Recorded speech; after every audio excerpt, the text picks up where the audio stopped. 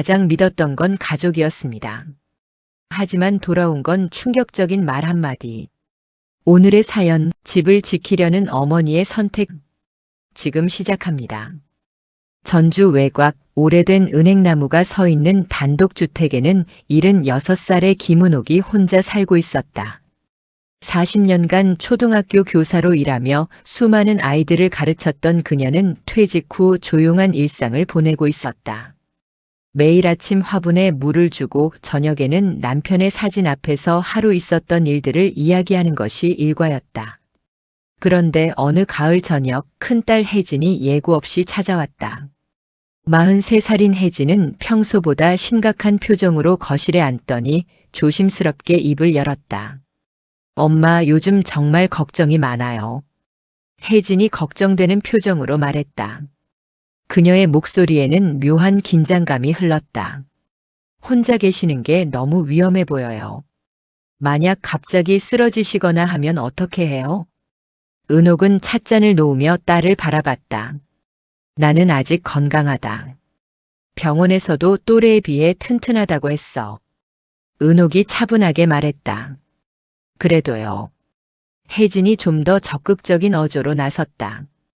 이웃에 있는 선양 요양원 아세요? 거기 시설도 좋고 비용도 합리적이래요. 엄마 같으신 분들이 많이 계시고. 순간 은옥의 가슴이 철렁 내려앉았다. 딸의 말 속에서 진짜 걱정보다는 다른 무언가를 느꼈기 때문이다. 마치 자신이 짐이 되고 있다는 듯한 부담스러워하는 뉘앙스 말이다.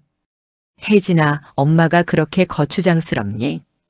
은옥이 상처받은 표정으로 조용히 물었다. 무슨 말씀을 그렇게 하세요? 걱정되어서 하는 얘기죠.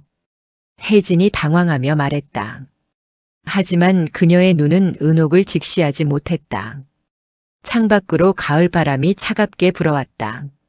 집안의 정막 속에서 은옥은 문득 자신이 이 집에서, 이 자리에서 밀려나고 있는 듯한 두려움을 느꼈다. 집안의 정막 속에서 은옥은 문득 자신이 이 집에서, 이 자리에서 밀려나고 있는 듯한 두려움을 느꼈다. 평생을 교사로 살며 당당했던 자신이 이제는 누군가의 결정을 기다려야 하는 신세가 된 걸까?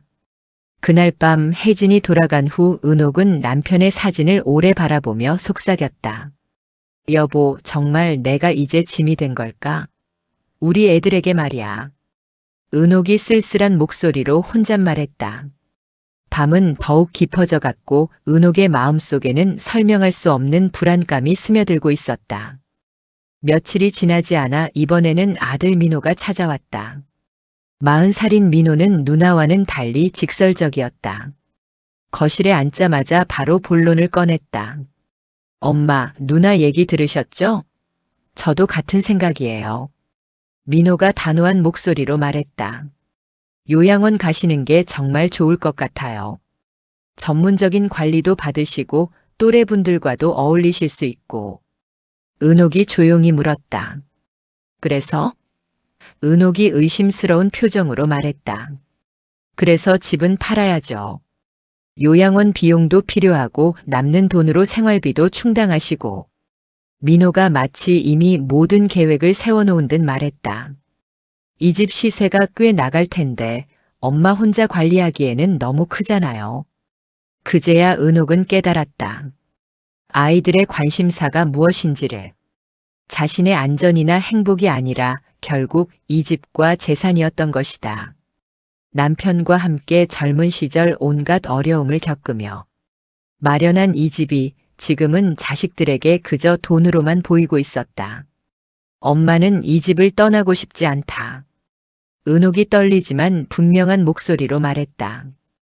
여기서 너희 아버지와 평생을 살았고 추억이 가득한 곳이야. 엄마, 감정적으로만 생각하시면 안 돼요. 현실적으로 생각해 보세요. 혜진이 답답하다는 듯 말했다. 그럼 엄마가 원하지 않아도 강제로 보낼 거니? 은옥이 두 자녀를 번갈아 보며 간절한 표정으로 물었다. 방 안에는 무거운 침묵이 흘렀다. 민호와 혜진은 서로 눈치만 보며 대답을 하지 못했다. 그 침묵이야말로 가장 명확한 답이었다. 은옥은 차가워진 찻잔을 들여다보며 속으로 중얼거렸다. 평생 너희를 위해 살아왔는데 결국 나는 그저 돈으로만 보이는구나.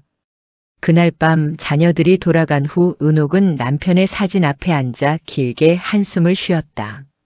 여보, 우리가 자식들을 잘못 키운 걸까? 아니면 세상이 이렇게 변한 걸까? 은옥이 슬픈 목소리로 혼잣말했다. 창밖으로는 가을비가 내리기 시작했고 빗소리만이 적막한 집 안을 채우고 있었다. 일주일 후 혜진은 더욱 강경한 태도로 찾아왔다. 이번에는 손에 여러 서류를 들고 있었다. 엄마, 이것 좀 보세요. 혜진이 서류를 펼쳐 보이며 냉정한 어조로 말했다. 성년후견인 제도라는 게 있어요. 고령자분들 중에서 혼자 계시면서 판단 능력이 떨어지신다고 여겨지는 경우에 적용되는 거예요. 은옥의 손이 미세하게 떨렸다. 무슨 뜻이야, 그게? 은옥이 불안한 표정으로 물었다. 쉽게 말해서 엄마 혼자서는 중요한 결정을 내리기 어렵다고 판단될 수 있다는 거죠. 그러면 법적으로 저희가 엄마를 대신해서 여러 결정을 내릴 수 있게 돼요. 혜진이 담담한 목소리로 설명했다. 그 말은 은옥에게 충격적이었다. 그러니까 나를 치매 환자 취급하겠다는 거니? 은옥이 떨리는 목소리로 말했다.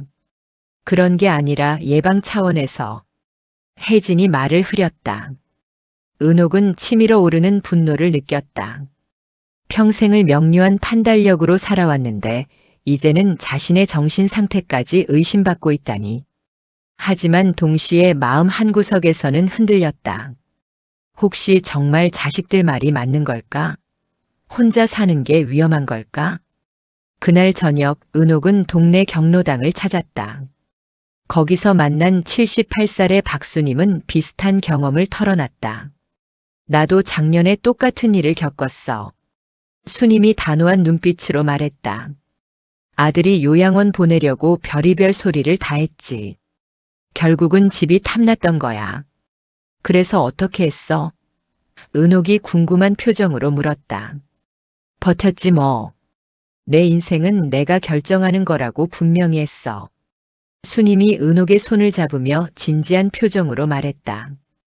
은옥아, 스스로 선택권을 지켜야만 해.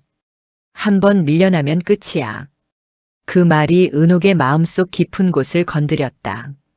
그동안 자식들의 말에 휘둘려 혼란스러웠던 마음이 조금씩 정리되기 시작했다. 집으로 돌아오는 길 은옥은 하늘을 올려다보며 속으로 다짐했다. 내 인생은 아직 내 거야. 누가 뭐라고 해도 내가 결정할 거야.